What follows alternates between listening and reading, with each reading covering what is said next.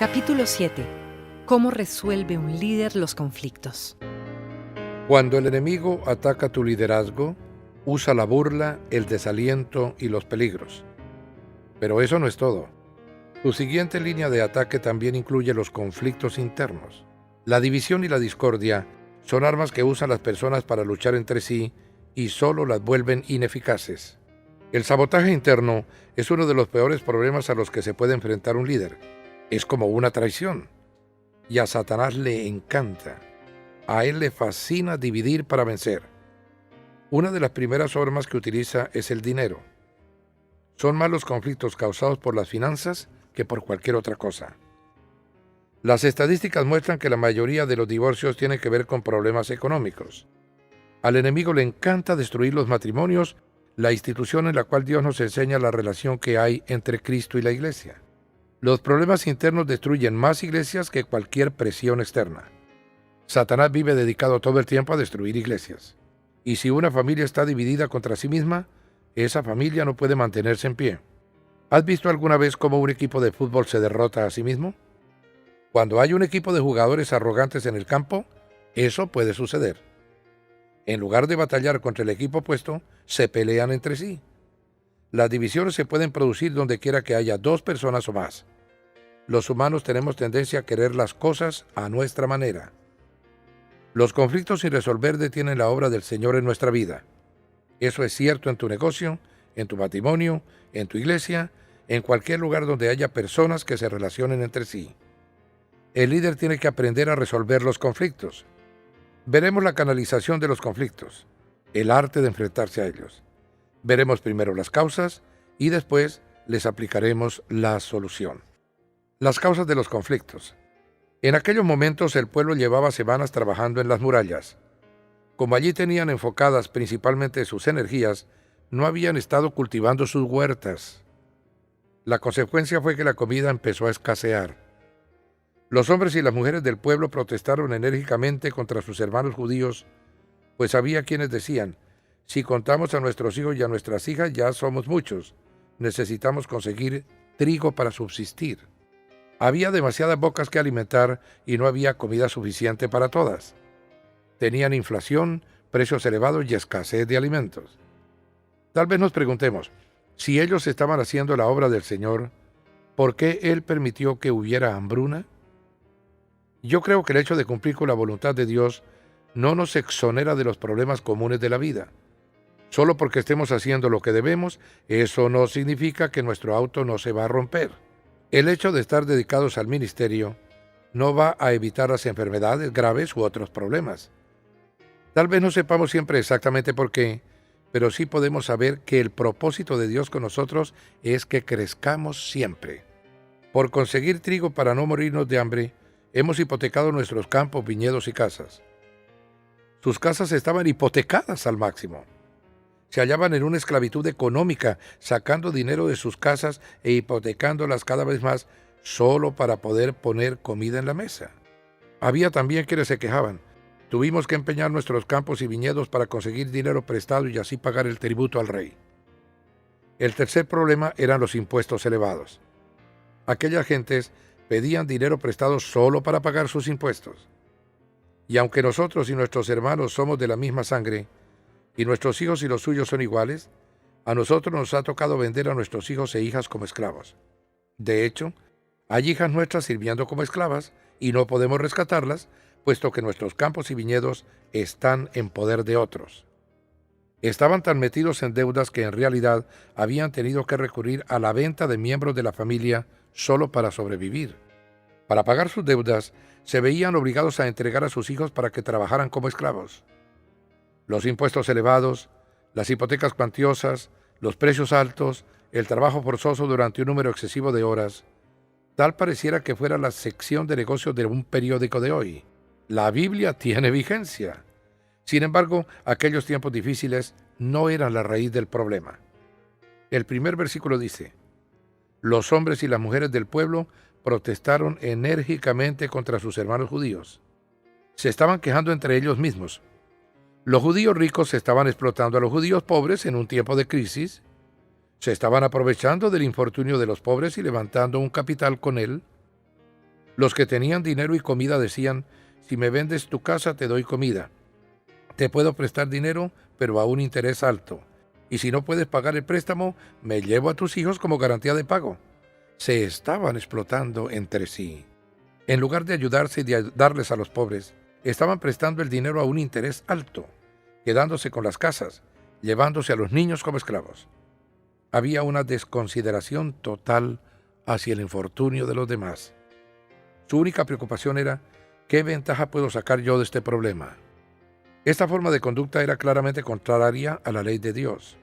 La palabra dice en Éxodo 2:25 que los judíos no se podían prestar dinero a interés unos a otros. Les podían cobrar intereses a otros, pero no entre sí. La Biblia dice también que un judío no debe esclavizar a otro judío. La persona rica podía contratar a una persona pobre a fin de que trabajara para ella, pero la esclavitud entre ellos estaba prohibida. Aquellos judíos ricos estaban violando clara y abiertamente la voluntad de Dios, adquiriendo ganancias, explotando y enriqueciéndose con el hambre ajena. En medio mismo del programa de construcción se había presentado un conflicto entre los que tenían y los que no tenían. La raíz de los conflictos internos y la discordia siempre está en el egoísmo. ¿De dónde surgen las guerras y los conflictos entre ustedes? ¿No es precisamente de las pasiones que luchan dentro de ustedes mismos? Los conflictos siempre tienen que ver con el egoísmo. Siempre. Cuando hay un conflicto entre lo que yo quiero y lo que tú quieres, tenemos un problema, y ese problema, si no se resuelve, termina en conflictos y divisiones. Trabajar con gente es la mayor satisfacción para un líder, y también su mayor frustración. La gente tiende a ser egoísta, y eso nos incluye a ti y a mí. Queremos las cosas a nuestra manera. Queremos hacer lo que queremos hacer. Sin embargo, lo que nosotros queremos no es siempre lo mejor. Imagínate lo que sería vivir con una dieta de helado. A mí me encantaría. Sin embargo, mi salud sufriría porque lo que yo quiero no es siempre lo mejor. El egoísmo siempre causa conflictos. La solución para el conflicto. Nehemías sabía que tenía un serio problema en las manos. Todo su proyecto podía quedar destruido y los muros no se reconstruirían nunca. Los judíos se estaban explotando unos a otros, peleando unos contra los otros y familias contra familias.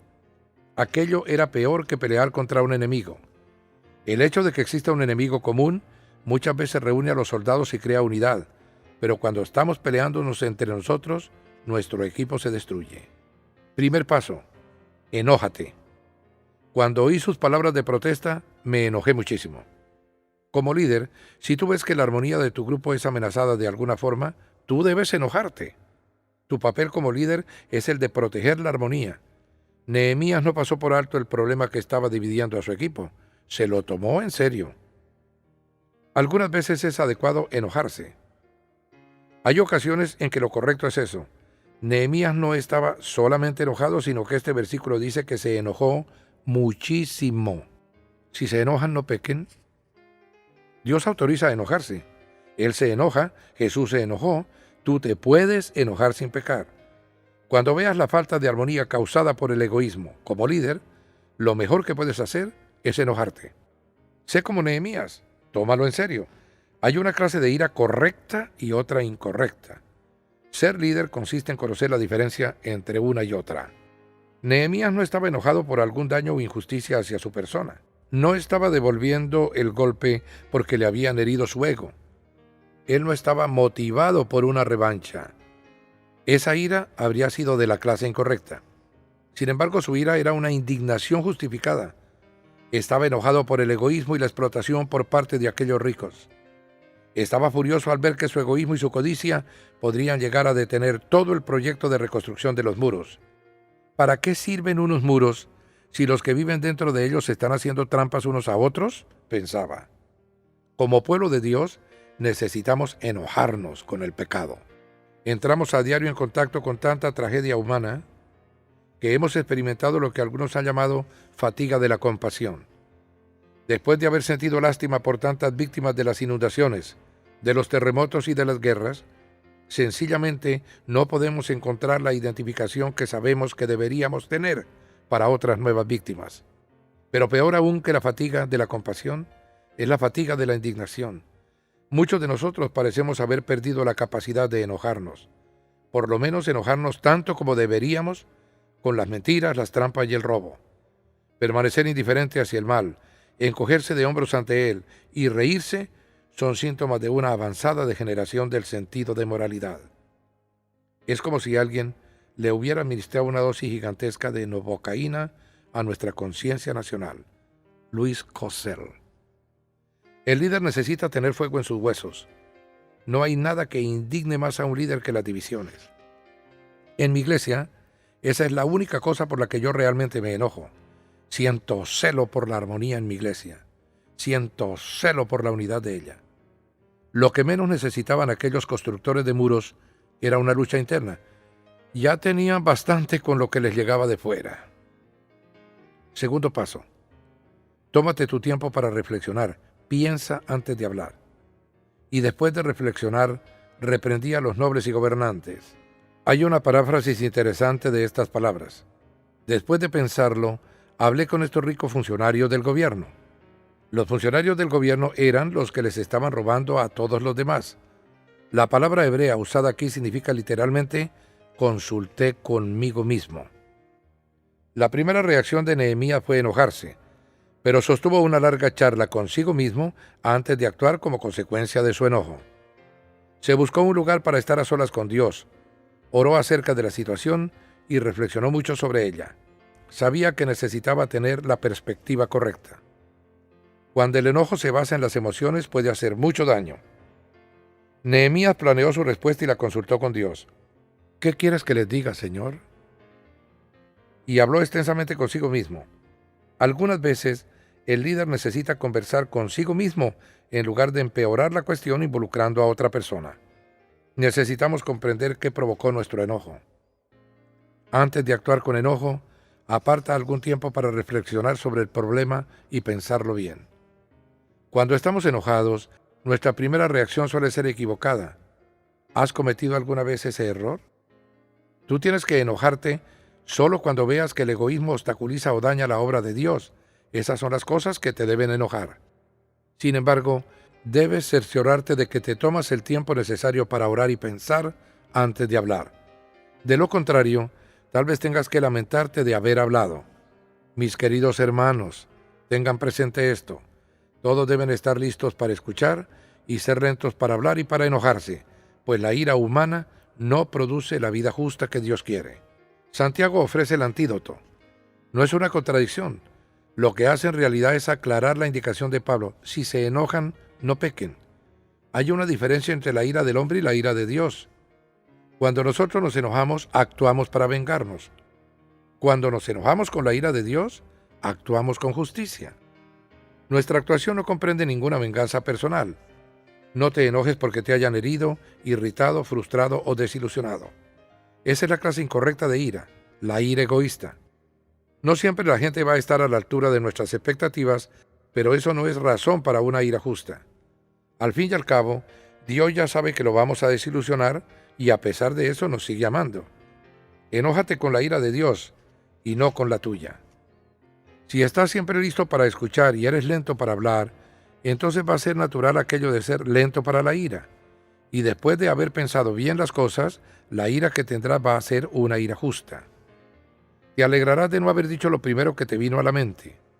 La ira impulsiva siempre te mete en problemas. He visto cómo muchos líderes, que por otra parte eran excelentes, dañan su eficacia a causa de una reacción impulsiva de ira momentánea. Reflexione antes de hablar. Tercer paso. Reprende, confróntate en privado con el que te ha ofendido. Cuando haya un problema que necesite una solución, ve directamente a la fuente. No pierdas el tiempo tratando de buscar otras personas que te apoyen. No digas, tengo una petición de oración. Todos sabemos que eso muchas veces no es más que una murmuración santificada. Ve directamente a la persona con la cual tienes el problema. Y después de reflexionar, reprendí a los nobles y gobernantes. Es inconcebible que a sus propios hermanos les exijan el pago de intereses. Si alguien te ha ofendido y tú acudes primero a alguien que no es esa persona, ya habrás pecado. Nehemías los estaba acusando de usura, un préstamo a un interés exorbitante. Estaba enojado pero después de haber orado y de haberlo pensado bien, fue directamente a los que estaban ofendiendo a Dios. Si tu hermano peca contra ti, ve a solas con él y hazle ver su falta. Si te hace caso, has ganado a tu hermano. Pero si no, lleva contigo a 1 o 2 más, para que todo asunto se haga constar por el testimonio de 2 o 3 testigos. Si se niega a hacerles caso a ellos, díselo a la iglesia. Y si incluso a la iglesia no le hace caso, trátalo como si fuera un incrédulo o un renegado. Esto es lo que dijo Jesús acerca de la forma de canalizar los conflictos donde quiera que estemos. Tenemos que amar al que ha delinquido. Para ser como Nehemías o como Jesús, necesitamos amar incluso a los paganos y a los recaudadores de impuestos. Lo bueno es que no necesitamos tratarlos como si fueran familia. Esa es la diferencia entre aceptación y aprobación. En cuanto a tu grupo o equipo, involucra a los demás solo según lo necesites. Ve primero a ver a la persona con la cual estás teniendo el conflicto o que está causando el problema. Si esa persona es tu jefe, trata de resolverlo con él a solas. Si eso no funciona, lleva a otra persona que te sirva de testigo o de mediador. Y si eso no funciona aún, entonces puedes involucrar a un grupo mayor, pero primero ve directamente a la persona. Si vas a alguna otra persona antes, habrás pecado. Cuando Nehemías dijo, y después de reflexionar reprendí, no estaba hablando de una simple visita social.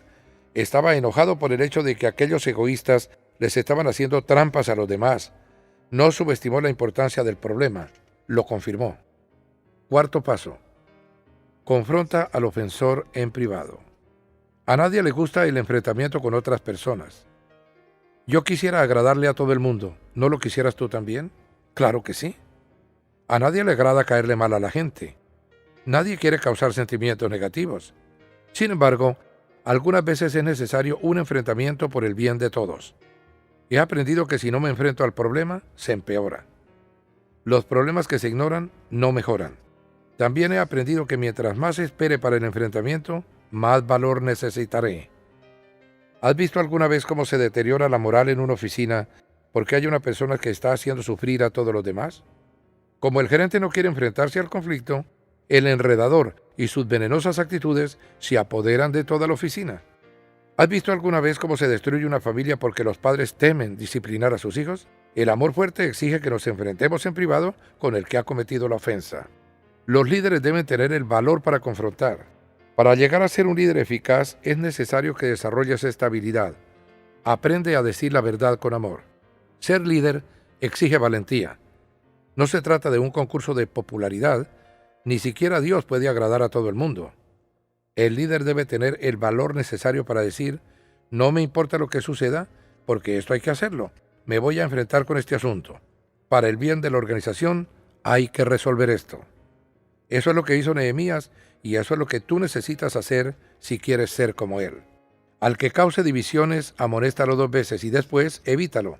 Puedes estar seguro de que tal individuo se condena a sí mismo por ser un perverso pecador.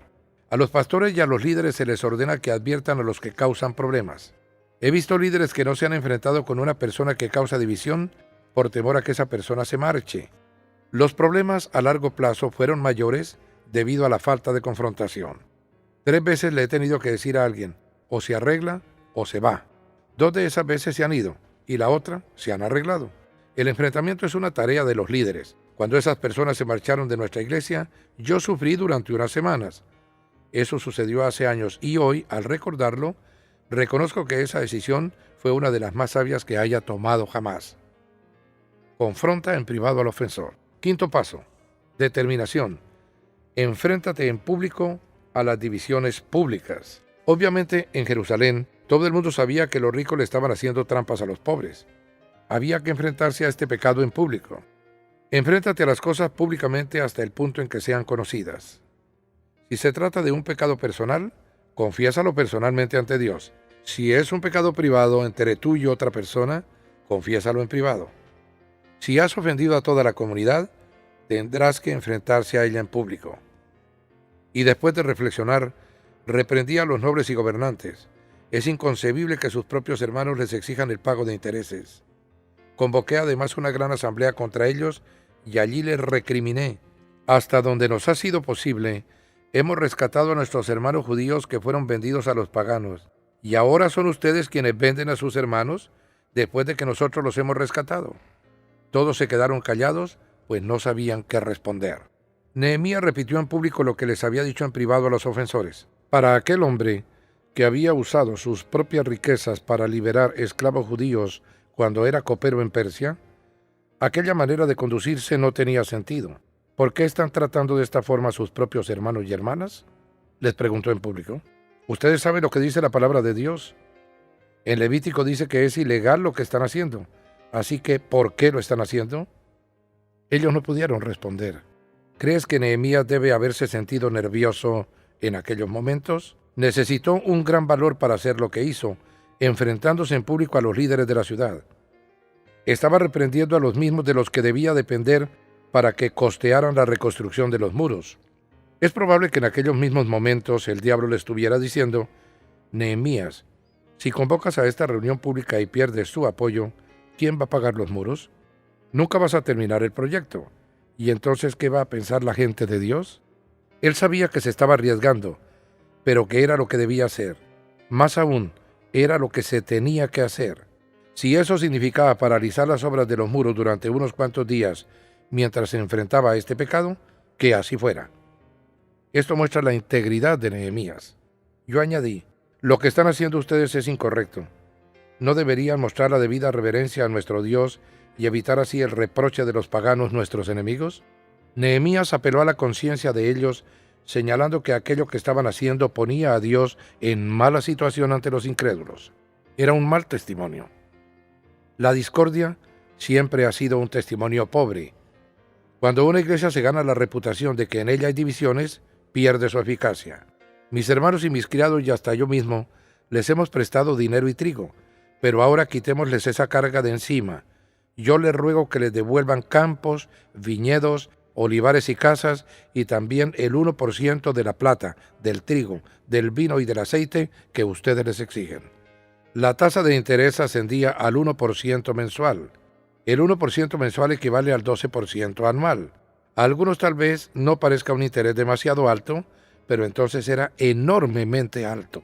Nehemías estaba exhortando a aquellas personas para que vieran el error de sus caminos e hicieran restitución inmediata. Su exhortación funcionó. Los ricos que habían estado explotando a los pobres se arrepintieron. Está bien, respondieron ellos, haremos todo lo que nos has pedido. Se lo devolveremos todo sin exigirles nada. Entonces llamé a los sacerdotes y ante estos les hice jurar que cumplirían su promesa. Nehemías debe haber suspirado de alivio. Había corrido un gran riesgo al retar a aquellos ricos propietarios, pero no quiso correr más riesgos. No estaba dispuesto a aceptar solo la palabra de ellos, sino que los hizo jurar en público. Los hizo firmar un contrato. Usando el drama a favor suyo, les dio una lección objetiva que el pueblo no olvidaría fácilmente. Luego me sacudí el manto y afirmé: así sacuda Dios y arroje de su casa y de sus propiedades a todo el que no cumple esta promesa. Así lo sacuda Dios y lo deje sin nada. Toda la asamblea respondió amén y alabaron al Señor, y el pueblo cumplió lo prometido. El atuendo masculino de aquellos días incluía un mandil, probablemente distinto a los delantales que usan hoy los cocineros. Nehemías tomó su mandil, lo sacudió y dijo: esto es un símbolo de lo que Dios les va a hacer si no cumplen lo que han prometido. Los va a sacudir tan fuerte que van a perder todo lo que tienen. Fue una lección objetiva visual con la cual se enfrentó públicamente a la división dentro del cuerpo. Sexto paso: el refuerzo. Muestra desprendimiento. Desde el año 20 del reinado de Artajerjes, cuando fui designado gobernador de la tierra de Judá, hasta el año 32, es decir, durante 12 años, ni mis hermanos ni yo utilizamos el impuesto que me correspondía como gobernador. En cambio, los gobernadores que me precedieron habían impuesto cargas sobre el pueblo, y cada día les habían exigido comida y vino por un valor de 40 monedas de plata. También sus criados oprimían al pueblo. En cambio yo, por temor a Dios, no hice eso. Al contrario, tanto yo como mis criados trabajamos en la reconstrucción de la muralla y no compramos ningún terreno. A mi mesa se sentaron 150 hombres, entre judíos y oficiales, sin contar a los que llegaban de países vecinos. Era tarea de todos los días preparar un buey, 6 ovejas escogidas y algunas aves, y cada 10 días se traía vino en abundancia. Pero nunca utilicé el impuesto que me correspondía como gobernador, porque ya el pueblo tenía una carga muy pesada. Nehemías guiaba a los demás por medio de su ejemplo. Era el fundamento de su liderazgo. Cuando le pidió al pueblo de Jerusalén que reconstruyera los muros, salió él también a reconstruir con ellos. Cuando les pidió que oraran, ya él había estado orando. Cuando les pidió que trabajaran de noche y de día para poder acabar el trabajo, él también se quedaba en pie noche y día trabajando. Cuando les pidió que ayudaran a los pobres, ya él lo estaba haciendo. Por su nombramiento como gobernador, Nehemías tenía derecho a una manutención que nunca tomó. El pueblo estaba pasando hambre. Se daba cuenta que aceptar comida de ellos, aunque fuera correcto, habría sido ponerles una carga más pesada aún. Él y sus siervos habrían podido explotar al pueblo, como habían hecho otros gobernantes en el pasado, pero no lo hicieron. Al contrario, alimentaron a los pobres. Los ayudaron. Él hizo cuanto pudo utilizando sus propias riquezas personales. Dio el ejemplo. Nehemías fue modelo de generosidad. Tuvo el cuidado de decir esto al final de este informe sobre aquel conflicto, con el fin de hacer una comparación entre los conflictos y el egoísmo. El egoísmo es la fuente de todos los conflictos. Lo que les dijo fue: yo no he explotado al pueblo, ni me he aprovechado de su infortunio. No lo estaba diciendo para que lo consideraran como alguien superior, sino para enseñarle al pueblo cuál era la manera correcta de vivir. Nehemías nunca le pidió a nadie que hiciera algo que no estuviera dispuesto a hacer él mismo o que ya no estuviera haciendo. Podía decir con una conciencia limpia: sigan mi ejemplo. Eso es una característica del liderazgo. Pablo lideró de esa forma: imítenme a mí como yo imito a Cristo. ¿Puedes tú decir lo mismo? ¿Por qué no? Esta declaración de Pablo no nace de la arrogancia. Estaba señalando la responsabilidad que tienen los líderes. Si tú no puedes decir como Pablo: imítenme a mí como yo imito a Cristo, entonces necesitas hacer algunos cambios en tu vida. La gente sigue modelos. Nehemías lo sabía y Pablo también. Pablo estaba diciendo: por lo menos lo estoy intentando. Por lo menos estoy haciendo mi mejor esfuerzo. Si no puedes decir eso también, entonces aún no estás listo para el liderazgo. Es necesario que puedas decir como Pablo: imítenme a mí como yo imito a Cristo. Los líderes solo le piden a los demás que hagan lo que ellos ya están haciendo. Ese era el secreto del arrojo demostrado por Nehemías. Me asombra el hecho de que aquel hombre se les enfrentó a los que estaban explotando a sus vecinos y los desafió. Se les enfrentó en público. Era un hombre íntegro. Como estaba dando el ejemplo por medio de su propia vida, tenía todo el derecho de decir: ¿por qué no están ayudando a los pobres en lugar de hacerles daño? Si tú no puedes retar a nadie para que siga tu ejemplo, cualquier cosa que les digas perderá su impacto. Como padre, yo no puedo retar a mis hijos diciéndoles: hagan lo que yo digo, pero no lo que yo hago. Eso no tiene eficacia alguna. Si no les puedo decir: hagan lo que yo hago, el impacto de las palabras hagan lo que yo digo no vale nada. Las organizaciones tienen menos conflictos cuando sus líderes llevan una vida generosa y son modelos de desprendimiento. Cada vez que estés levantando algo para Dios, Satanás va a querer derrumbarlo, desafiarlo e impedir que triunfe. De la misma forma que trató de detener los muros de Nehemías, también va a hacer cuanto esté a su alcance para obstaculizar y detener lo que estés haciendo para Cristo. Puedes darlo por seguro. Es absolutamente esencial que tu equipo se sienta unido alrededor de tu propósito. Ya van a tener suficientes circunstancias, problemas y dificultades que les van a venir del exterior. Lo menos que tú necesitas es que la gente de tu grupo se dedique a criticar sin motivo, causar problemas y agitar disensiones. ¿Cuál es tu responsabilidad? Tu reseña de trabajo dentro del cuerpo de Cristo está en Efesios 4:3. Esfuércense por mantener la unidad del Espíritu mediante el vínculo de la paz. Para que tú seas un líder eficaz, tu prioridad máxima consistirá en fomentar la unidad y la armonía dentro de tu iglesia, tu negocio, tu familia o tu organización. La Biblia dice que se debe mantener la unidad a todo precio. Donde quiera que haya un grupo de personas, van a existir diferencias internas. Eso es inevitable. Si 2 personas están de acuerdo en todo, entonces una de ellas está de sobra. Van a existir las diferencias. No hay equipo ni organización perfectos, ni siquiera los tuyos. Espera que aparezcan los conflictos, pero ten en cuenta que Dios quiere que reduzcamos al máximo esos conflictos para su gloria, especialmente en su iglesia. El testimonio de nuestra vida no debe basarse en lo que hayamos creado con nuestras manos o hablado con nuestros labios, sino en el amor que les hemos manifestado a los demás. Esa es la señal del líder. Jesús dijo, de este modo todos sabrán que son mis discípulos si se aman los unos a los otros.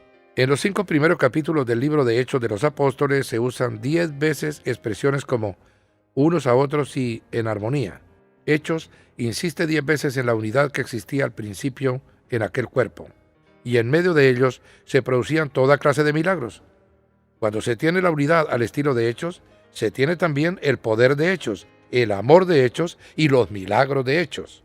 Vance Abner dijo en una ocasión, los copos de nieve son frágiles, pero si se juntan en número suficiente, pueden detener el tránsito. Yo no puedo hacer mucho por mí mismo, tú tampoco puedes hacer mucho solo, pero juntos formamos el cuerpo de Cristo, y juntos podemos causar un impacto. Se pueden tirar 100 piedras pequeñas en una laguna, y todo lo que se consigue son unas cuantas ondas en el agua. Pero si se juntan todas esas piedras, y lo que se tira es un gran peñasco, se consiguen olas. Cuando estamos juntos, unificados, nada puede detener al cuerpo de Cristo. Juntos, somos una fuerza que es necesario tener en cuenta. El hecho de que estés escuchando este audiolibro es una clara indicación de que tu corazón busca a Dios. Hagamos el pacto de que vamos a realizar cuanto esfuerzo nos sea necesario para guardar la unidad del Espíritu por medio del vínculo de la paz. Te desafío a decir, Dios mío, quiero convertirme en pacificador, quiero convertirme en funcionario de la paz. Donde quiera que haya discordia, siembra paz. Algunas veces es posible que eso te exija un enfrentamiento. Tal vez durante la reunión de tu grupo pequeño alguien se ponga a criticar. Alguna persona necesita tomar el liderazgo y decir, ¿me puedo enfrentar a ti con amor? Llevamos una dirección equivocada. No deberíamos estar hablando así. Deja que esa persona seas tú. Ama lo suficiente como para enfrentar. Di la verdad con amor. Padre, te doy gracias por los que están escuchando este audiolibro, llorando conmigo en este momento. Te doy las gracias por tu iglesia. Sabemos que Satanás trata de atacarnos desde el exterior, pero sus ataques más sutiles consisten en sembrar la discordia en el interior.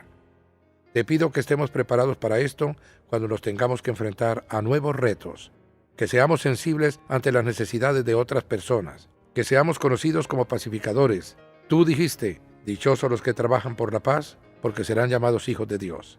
Queremos ser como tú, y cuando traemos paz, somos como tú. Te pedimos todas estas cosas en el nombre de Jesús. Amén. Guía para la aplicación del principio del capítulo 7. ¿Cómo resuelve un líder los conflictos? Aplicando los propósitos de Dios. Comunión. Nada destruye más rápido el compañerismo que el conflicto. Si no lo confrontamos a tiempo, ¿qué podría pasar a nuestro grupo o familia? Como líder, ¿temes confrontar a ese agente divisor en tu trabajo? Como padre, ¿estás temeroso de disciplinar a tus hijos? Considera el costo de no confrontar.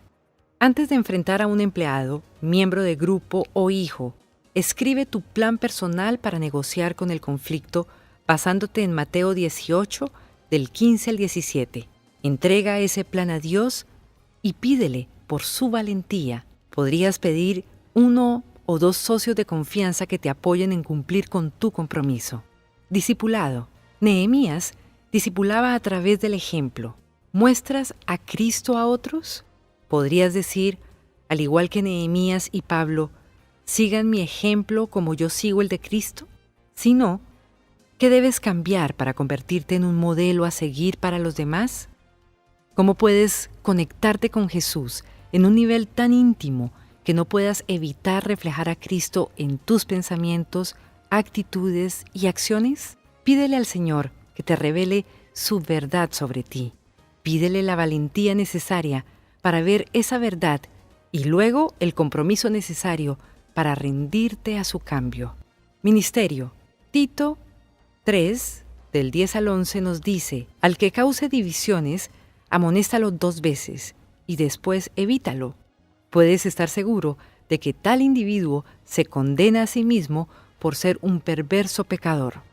La división puede destruir un ministerio. En tu rol de liderazgo, ¿cómo manejas a una persona separatista? Cuando alguien quiere imponer sus intereses al resto del grupo, ¿qué puedes hacer como líder? Créelo o no. La respuesta a esa pregunta puede representar el éxito o el fracaso de tu ministerio. Evangelismo. Para efectivamente compartir el Espíritu de Cristo, debemos parecernos a Él en nuestras acciones. ¿Cuál fue la respuesta de Cristo a los paganos y recolectores de impuestos? Ver Mateo, capítulo 18, del 15 al 17. Punto 3. ¿En qué se diferencia la aceptación de la aprobación? En la actualidad, se asocia a los cristianos con una postura rígida en referencia al comportamiento pecaminoso de los demás, especialmente en aquellos que llevan una vida que se podría llamar irreverente. ¿Qué puedes hacer para enfrentar un comportamiento así y dejar actuar el amor de Cristo a través tuyo? Adoración.